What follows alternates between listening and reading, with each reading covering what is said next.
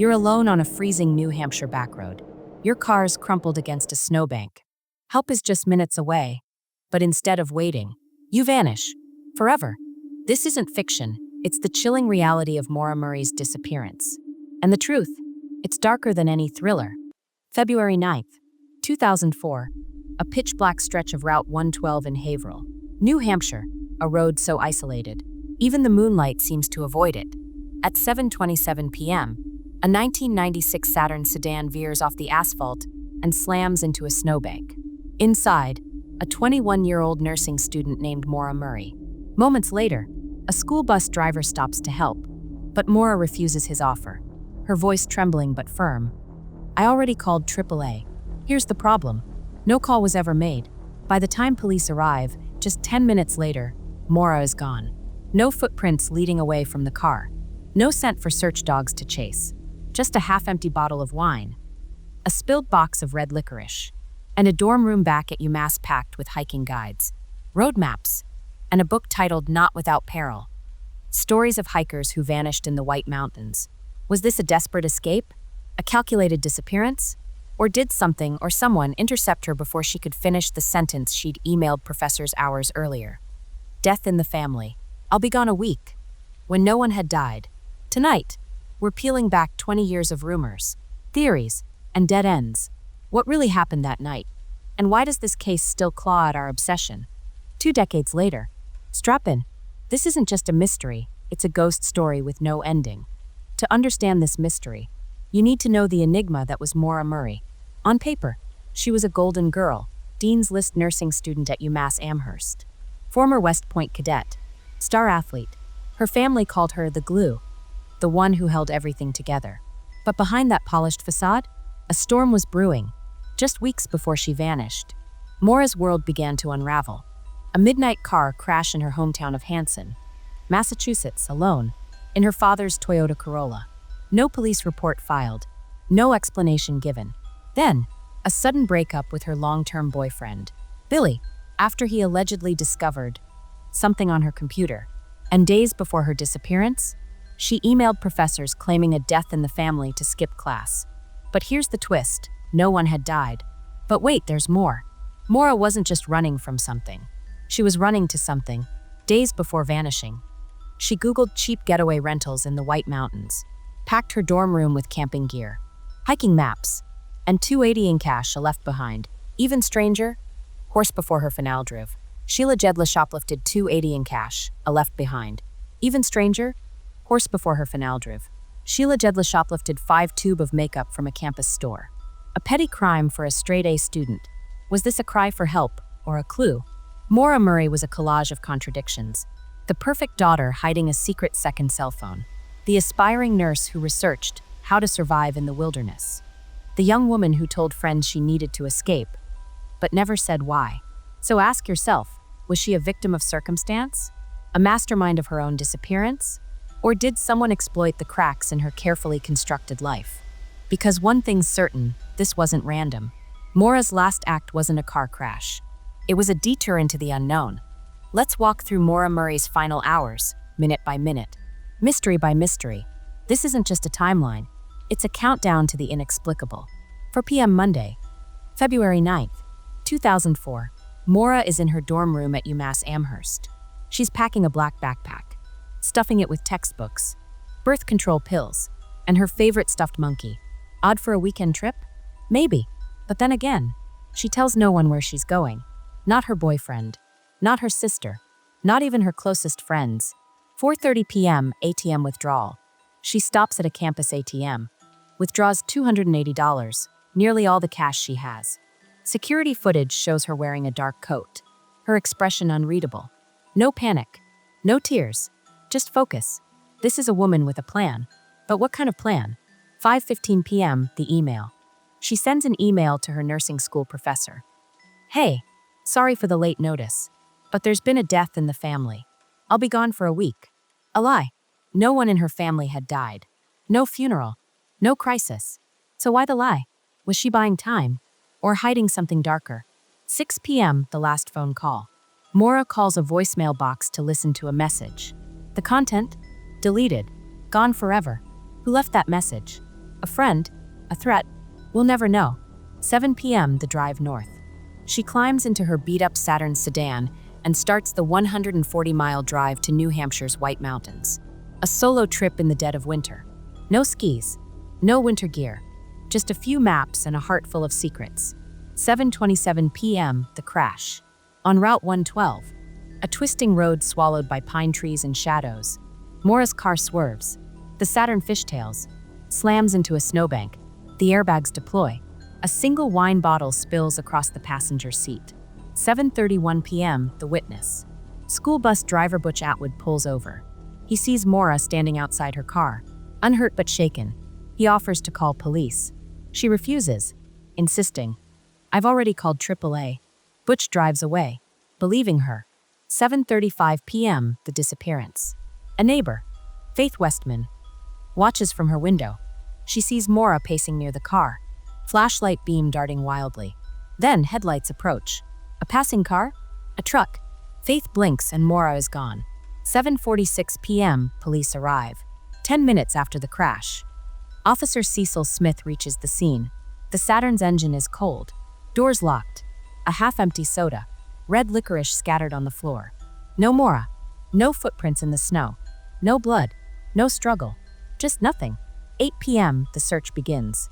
Police comb the area with dogs. The canines pick up Maura's scent, but only around the car, as if she vanished mid-step. Helicopters scan the woods with thermal cameras. Nothing. No heat signatures. No movement. It's like the woods swallowed her whole. The next morning, February 10th, 2004. A local resident reports finding a glove and a hair tie near the crash site. Both belong to Maura. But here's the catch. They're found east of the crash, the opposite direction of where search teams focused. Was she fleeing or being dragged? The unexplained clues. A rag stuffed into the Saturn's tailpipe. Why? To muffle exhaust? A signal? Or something else? Maura's dorm room, packed with hiking guides and a book about mountain disappearances. Was this trip premeditated? The $280 in cash, never used. Never found. The questions that defy logic. How does a 21-year-old vanish in under 10 minutes on a quiet road? Why refuse help from a witness? Then disappear before police arrive? If she fled into the woods, why no footprints? If she was taken, why no screams? The theories collapse. Think she ran away? Then why leave her money and IDs behind? Think she was abducted? Then why no witnesses? No tire tracks. No DNA. Think she died in the woods? Then why no body? No bones. No trace. The final minute. Maura Murray's timeline isn't a trail of clues. It's a trail of dead ends. Every answer slips away like smoke. Every theory crumbles under scrutiny. And 20 years later, we're still standing at that snowbank on Route 112, staring at the same unanswerable question. How does someone disappear into thin air? Theory 1, the runaway. Let's start with the simplest explanation. What if Maura wanted to disappear? The evidence seems to fit. Days before vanishing, she packed her dorm room with camping gear, road maps, and a book called Not Without Peril, a collection of stories about hikers who vanished in the White Mountains. She withdrew $280 in cash, Googled rental cabins, and lied about a death in the family to skip class. Even her past hinted at chaos, a secret second cell phone, a late-night car crash weeks earlier, and a breakup with her boyfriend after he found something on her computer. But here's the problem. If Maura planned to vanish, why leave her cash and ID behind? Why crash her car in a populated area, drawing attention? And why, in 20 years, has there been zero trace of her? No bank activity, no social security number used, no body. Did she fake her death to escape debt? Heartbreak? Or a mistake? Or was the runaway theory planted to hide a darker truth? Because sometimes, the simplest answer is just the easiest lie. Theory 2, the predator. Now let's talk about the nightmare scenario. Route 112 is a desolate road, especially in February. No streetlights, no houses for miles, just trees and shadows. When Maura crashed, she was alone, shaken, and vulnerable. A perfect target. Witnesses reported a red pickup truck circling the area that night. One local even claimed to see a man smoking a cigarette near Maura's car, a man who's never come forward. Then there's Butch Atwood, the bus driver who offered help. He told police Maura seemed panicked but coherent. But later, he changed his story. saying she was hysterical. Why the shift? Did someone threaten him? And what about the rag stuffed in the Saturn's tailpipe? Some say it was a makeshift repair. Others think it was a signal, like a distress symbol left by kidnap victims. But if Maura was taken, why no screams? No tire tracks? No DNA? Predators don't leave clean crime scenes. Unless they've done this before. Theory 3. The cover-up, now for the most explosive theory. What if the truth was buried? Rumors have haunted this case for years. Locals claim police botched the investigation from the start. Evidence went missing, like the deleted voicemail Maura checked hours before disappearing. Witnesses clammed up. Faith Westman, the neighbor who saw Maura vanish, suddenly stopped talking to media. Even the 911 logs from that night are riddled with gaps. Then there's the rag in the tailpipe.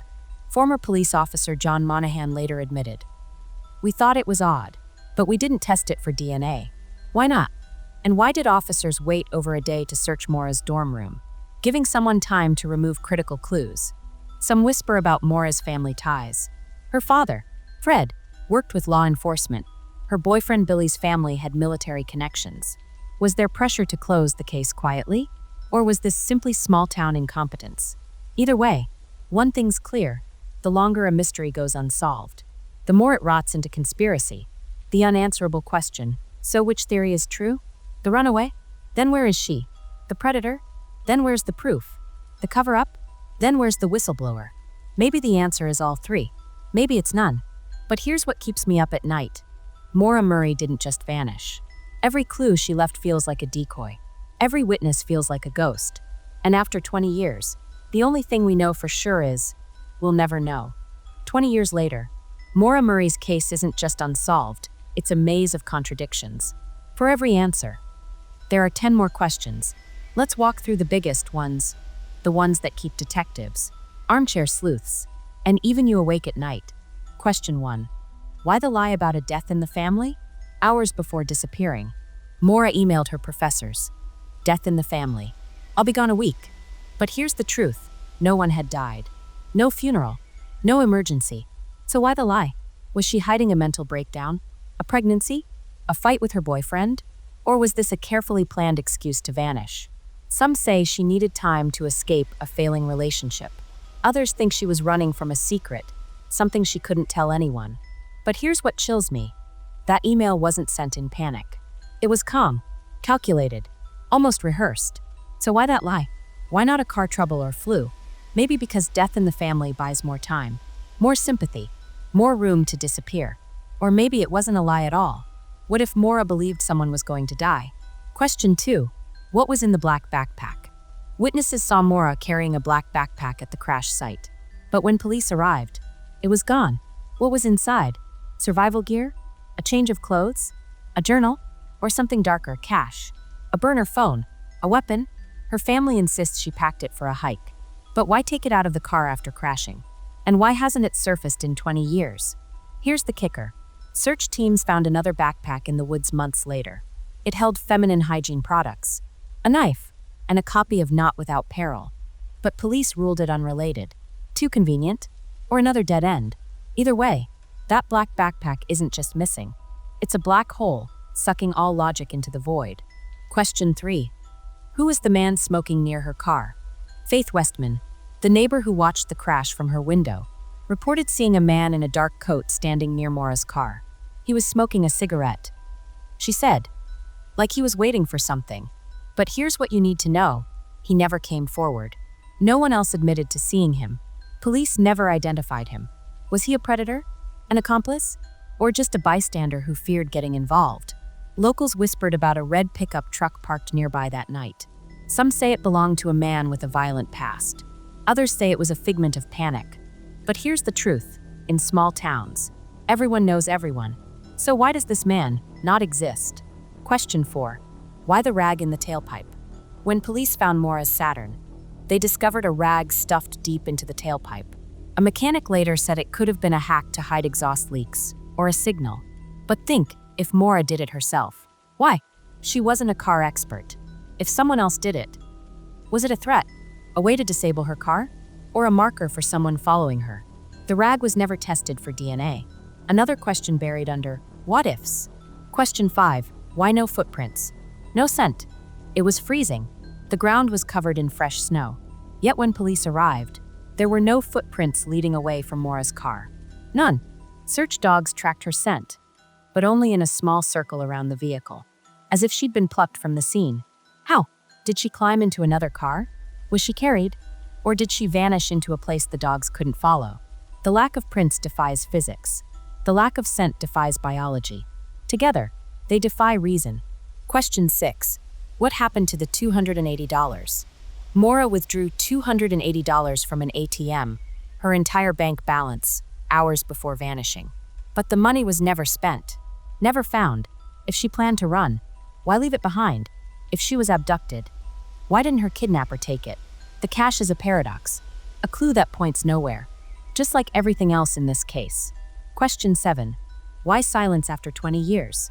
No body, no confession, no leaks. In most cold cases, someone talks, a deathbed admission, a hidden letter, a drunken boast. But here, nothing. Is it because the truth is too mundane, or too horrifying? Or maybe the right people haven't asked the right questions. Yet, the biggest question of all, we'll never know what happened to Maura Murray. But maybe that's the point. Maybe this isn't a mystery to solve. It's a mirror, a reflection of our own fears, of the roads we drive alone, the strangers we trust, and the lies we tell to survive. So I'll leave you with this. What if the answer isn't hidden in the past, but waiting in the future? And what if Maura's ghost isn't in New Hampshire, but in the questions we're still too afraid to ask? Let's pause for a moment. Close your eyes. Picture Route 112, a serpentine strip of asphalt swallowed by New Hampshire's wilderness. Now imagine standing there, in the exact spot Maura Murray's Saturn skidded into that snowbank. Feel the cold bite your skin, hear the silence press against your ears, and ask yourself, what if this road isn't just a place but a tombstone? Maura's case isn't a true crime story. It's a riddle carved into the fabric of reality. A 21-year-old woman, poof, gone. No body, no motive, no closure. Just a chorus of what-ifs that grow louder with every passing year. Was this a tragic accident? Then where's the proof? A crime? Then where's the killer? A escape? Then where's the life she built after? Every answer slips through our fingers like smoke. Every theory collapses under its own weight. And yet we keep digging. Why? Because Maura Murray isn't just a name on a missing poster. She's a reflection of our deepest fears. The fear of being alone on a dark road. The fear of trusting the wrong stranger. The fear that one bad decision could unravel our entire existence. Her story claws at us because it's our story, the one we're all terrified to live. Her father, Fred, still searches the White Mountains every year. Her sister, Julie, still posts birthday tributes to a sister frozen in time. And the public? We dissect Reddit threads, binge documentaries, and map out conspiracies, not because we care about Maura, but because we need to believe that vanishing without a trace is impossible, that the world is logical, that justice exists. But what if it doesn't? What if Maura's case is a crack in the universe, a reminder that sometimes people dissolve into questions, that sometimes the truth isn't buried, it's gone. So here we are, 20 years later, no closer to answers, just a ghost story whispered on a frozen road, a face on a poster that never ages, and a single, unshakable truth. The longer Maura stays missing, the more she becomes a mirror that shows us how fragile our lives are, how easily we, too, could become a name, a photo, a rumor. Maura Murray is gone, but her ghost? It's everywhere, in the woods that refuse to give her back, in the lies we tell ourselves to sleep at night, and in the unanswerable question that haunts Route 112. How do you solve a mystery when the mystery is all that's left? Until next time, keep looking.